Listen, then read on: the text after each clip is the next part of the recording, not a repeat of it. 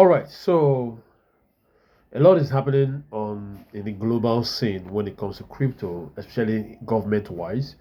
You have Donald Trump or the U.S. government or the White House releasing the first crypto report. The same day, Jerome Powell announced that they are going to maintain rate, and that report to me didn't say anything because the U.S. didn't buy any crypto. I didn't see where it mentioned about making plans to buy a certain amount of crypto or Bitcoin strategic reserve. They say it's still in the pipeline. At this point, I don't care. Okay. The further away government stays away from crypto and just give it an enabling platform for people to, do their business and also to protect people from scammers. That's the highest we need from government. We don't need government partaking, okay, like that, okay, because already the U.S. already had some Bitcoin that was seized. I don't know if you get what I'm saying. Yes, they say there were some that are going to return back to people that some of the people that were incarcerated that he freed. So some of those people, their Bitcoin were seized. So aside from that, the US is not planning to buy any Bitcoin because they already have the Bitcoin in their portfolio and they are not selling.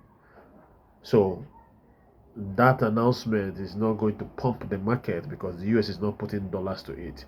They're only saying that they are seeing it as a strategic asset to have, so they are not going to sell. And they didn't mention any buying plans.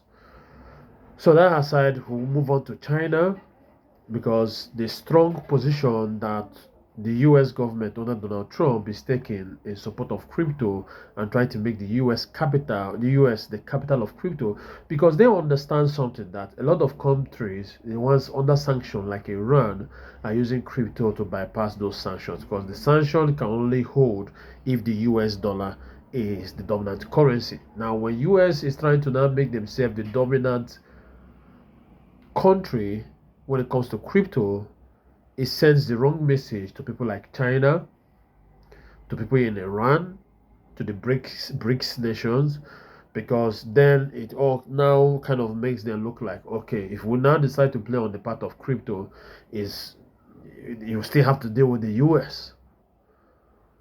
I get what I'm saying? And because some of these countries or some of the companies in those countries rely on centralized exchanges to be able to move bulk funds and be able to get fiat, it becomes a challenge because if you are a centralized company, you want to be in good terms with the US. If you're centralized exchange like Binance, Coinbase, you want to be in good terms with the US, so which means anything the US asks you, you deliver.